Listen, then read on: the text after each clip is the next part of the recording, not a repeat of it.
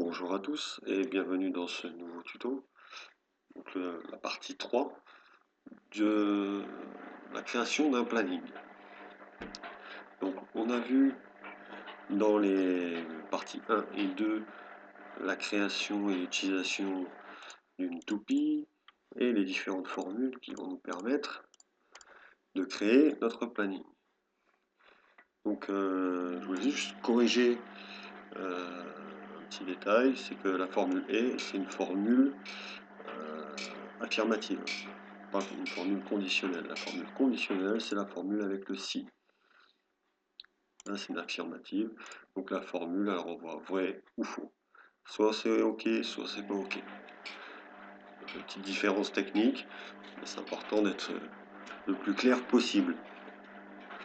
Donc maintenant, on va rentrer dans le vif du sujet, la création de notre petit planning. Alors j'ai fait un planning très basique, très linéaire, parce que l'objectif, c'était pas de faire du design, c'était de vous montrer comment utiliser ces différentes formules les unes avec les autres pour arriver à notre but. Donc ici dans la première cellule, j'ai fait un fusionné de cellules pour englober l'ensemble. On va marquer janvier. Mais en fait, c'est une formule, la formule date dont on a parlé. C'est pour ça, c'est à ça qu'elle sert. Et ensuite, dans la mise en forme, comme je vous l'ai expliqué, ici j'ai mis M, 4 M pour avoir le mois écrit en toutes lettres. On parle bien du 1er janvier de l'année qui est lié à ma toupie ici, dans ma formule, mais je vais demander de me renvoyer en toutes lettres, dans la mise en forme, le mois en question, donc il marque janvier, tout simplement. Ici, j'ai mes jours de semaine, là il n'y a rien de particulier. Ici pareil, numéro de semaine, c'est des en-têtes, tout simplement. Ici, sur le côté, j'ai ma formule numéro de semaine. Donc on voit, elle est liée à ma fin de semaine, à chaque fois, en fin de parcours. Pourquoi? Parce que si, comme là on va le voir, on voit ici le numéro 29, en fait ça correspond au 29 décembre de l'année 2014. Parce que le lundi, le 1er janvier de l'année 2015, il commence un jeudi. Donc les jours qui s'affichent avant, c'est le mois d'avant. Pour avoir un flux continu, un lien entre chaque année. D'où l'intérêt de lier la formule numéro de semaine, comme on le voit, à la cellule du dimanche. Comme ça, on a le bon numéro.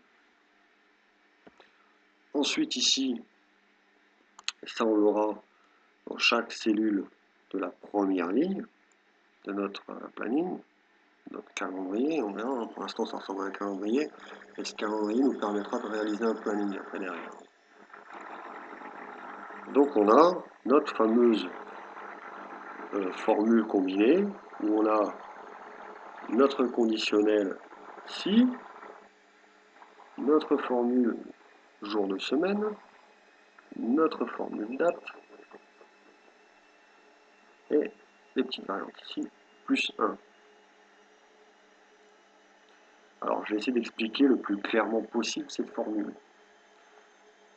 Donc, la condition, la formule ici, qui englobe l'ensemble des différentes formules. Donc, c'est si le jour de semaine de la date citée, avec, voilà, on a un type de retour, on l'a vu ça, le type de retour. Donc, si le jour de semaine de la date en question, c'est bien celle qui correspond à l'année de la toupie et au mois numéro 1. Forcément, on commence bien par le mois numéro 1. Est égal à 1, alors on met bien la date en question. Ça, c'est ce qu'on a vu tout à l'heure. Je vais revenir ici. Mais si c'est pas le cas, donc ici on mettait rien. Là, la différence, on va pas mettre rien. On mettra la date moins le jour de semaine de la date en question plus 1. Parce qu'on est le lundi. qui va nous emmener au 29 décembre de l'année d'avant, de 2014. Dans la case d'après, c'est exactement la même formule, mais ici, la petite différence, c'est qu'on aura plus 2. Pourquoi? Parce que c'est le mardi, deuxième jour. Et ainsi de suite, de jour en jour. Voilà, plus 3, plus 4, plus 5, plus 6, plus 7. À partir de là, ça va nous remplir la première ligne. Et de cette ligne va découler le reste des différents jours. Donc ici, autre formule, celle-là je ne vais pas détailler, hein, c'est une formule encore plus simple que la formule date. On va prendre la cellule, la dernière cellule de la semaine, puisque là on aura réussi à déterminer finalement quand commence le mois. Il commence forcément par un premier jour de la semaine. Donc soit un lundi, soit un mardi, soit un mercredi, soit un jeudi, soit un vendredi, soit un samedi, soit un dimanche. Ça, c'est, on ne peut pas faire autrement. Donc grâce à ces formules-là, on a pu déterminer quel jour le mois commençait. Donc là on voit en 2015, en janvier, ça commence un jeudi. Donc après, il n'y a plus qu'à faire plus 1, plus 1, plus 1, plus 1, plus 1. Tout simplement. Donc là, je prends la cellule du dimanche et je lui rajoute 1. Et on tombe sur 5, et ainsi de suite. 6, 7, 8, 9, 10, voilà. Jusqu'à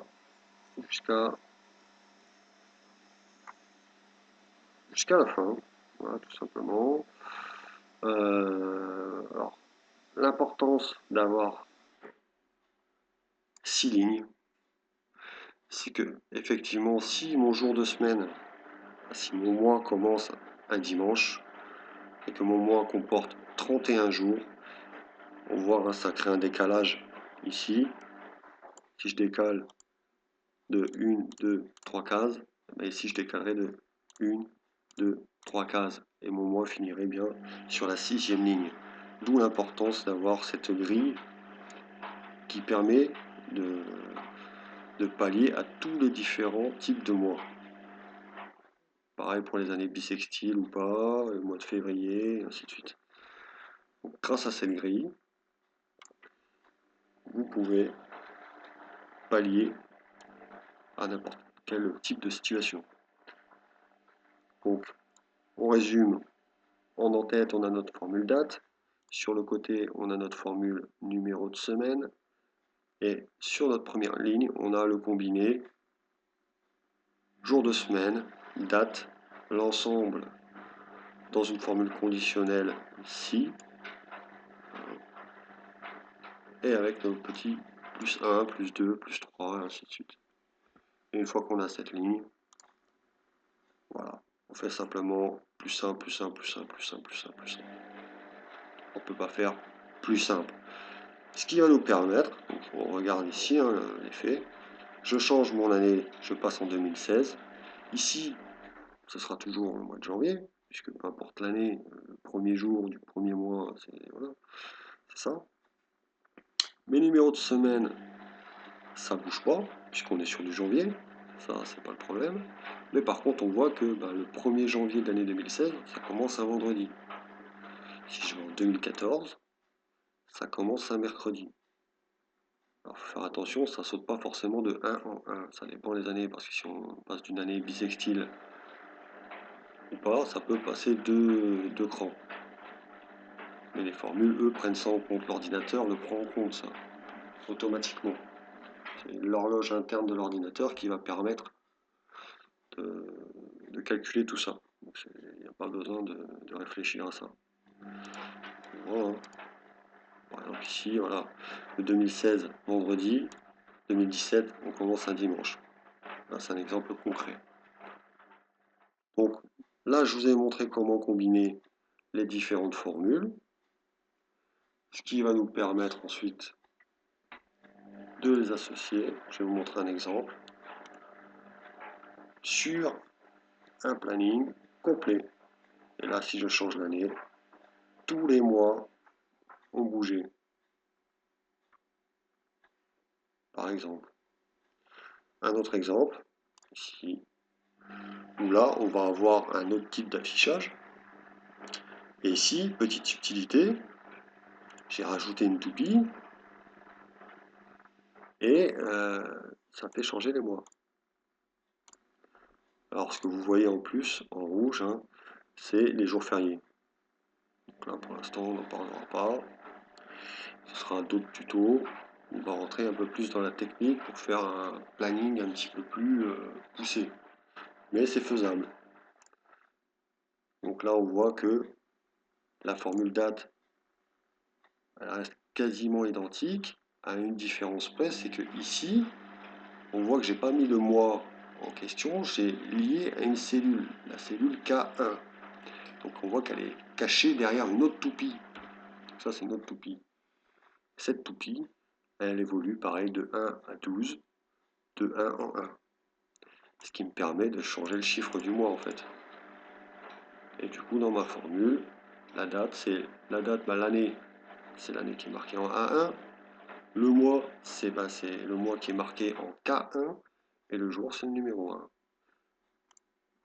L'affichage, voilà, format de cellule, personnalisé, 4M, et ça affiche le mois, comme je vous l'ai montré au début. Et voilà. Et tout simplement, en faisant cette petite manip, juste cette petite différence-là, ça permet d'avoir un petit planning comme ça sur une petite surface qui évolue de mois en mois. Après, on verra qu'on peut lui associer une série de jours fériés prédéfinis, les jours que nous on peut rajouter en plus, hein, comme là les anniversaires, on peut faire plein de choses. Et ensuite, on peut aller plus loin, on peut arriver à l'exemple numéro 3, où là, on a quelque chose déjà d'un petit peu plus concret, où on a bien notre menu déroulant, enfin de toupie qui va servir de menu déroulant d'année en année. Ici, on bascule de mois en mois, et on peut voir que d'un simple clic, en sélection, voilà, je sélectionne une cellule, peu importe, je veux saisir un commentaire, voilà, par exemple, n'importe quoi, hein. Bonjour, j'enregistre, hop, c'est lié à ma cellule. Par contre, si je change le mois, donc là on est en 2018, au mois de mai, je passe au mois d'avril, sur la même cellule, il n'y a plus rien. Donc là, c'est un petit peu plus compliqué, je ne vais pas vous l'expliquer dans ce tuto, ce sera d'autres tutos. Ce tuto aussi est maintenant terminé. J'espère qu'il a été clair pour vous. Je vous remercie de l'avoir suivi et je vous dis à bientôt.